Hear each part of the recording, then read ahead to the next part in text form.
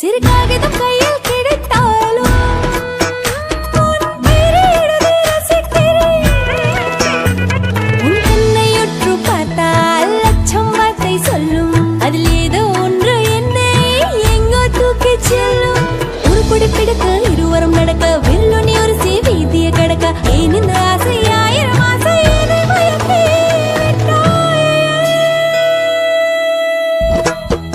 நெஞ்சோரத்து